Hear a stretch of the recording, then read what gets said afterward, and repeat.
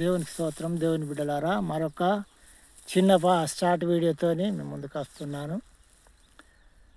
అయితే మత్తయి సువార్త 7వ అధ్యాయంలో వెదుకుడి దొరుకును అని వాక్యం ఉన్నది.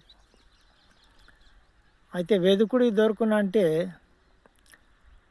సత్యమును మనం వెతకాల. ముఖ్యంగా సత్యం ఏది సత్యము, ఏది నీతి అని వెతకాలి. వెతికినప్పుడు మనం పరిశీలన చేసినప్పుడు ఖచ్చితంగా అది దొరుకుతుంది.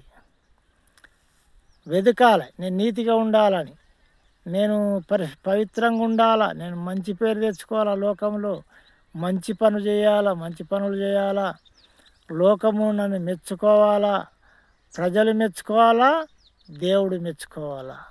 నేను నీతిగా ఉండాలి, చెడు పని చేయొద్దు, చెడు నాలో ఎంత మాత్రం ఉండకూడదు అన్న ఆలోచన మనకుంటే ఖచ్చితంగా దేవుడు మనతో మాట్లాడతాడు.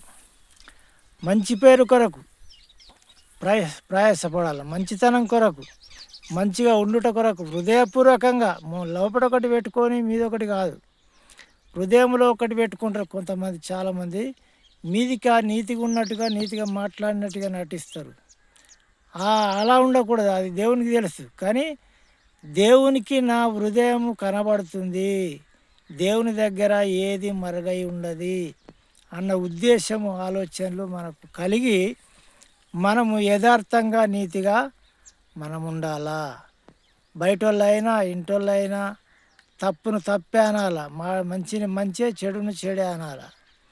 అలాంటి గుణముండి మనం ముందుకు నడుస్తూ ఉంటే నిజమైన దేవుడు మనతో ఉంటాడు. అది నిజమైన దేవునికి ఉన్న గుణాలు అట్లుంటాయి.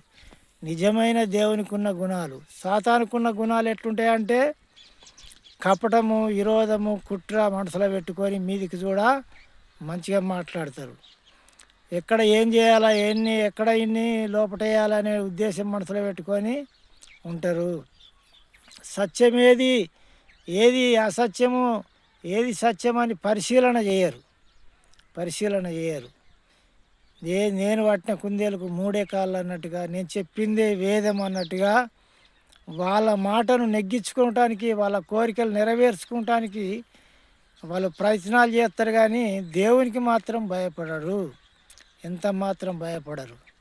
అలాంటి వారితో దేవుడు మాట్లాడాడు. ఎందుకంటే సాతానుకు సంబంధమైన గుణము, అలా ఆలోచనలు అవి.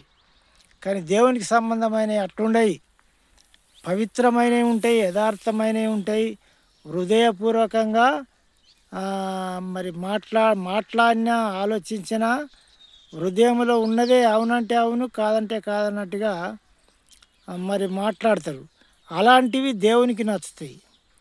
కానీ కపటం పెట్టుకొని మాట్లాడేటి మరి ఇలాంటి గుణాలు దేవునికి నచ్చాయి. కాబట్టి వారితో దేవుడు మాట్లాడాడు. యథార్థంగా ఉండి వెతికినట్టయితే ఖచ్చితంగా నీతో మాట్లాడతాడు. కొద్ది మాటలు దేవుడు దీవించును గాక. ఆమెన్.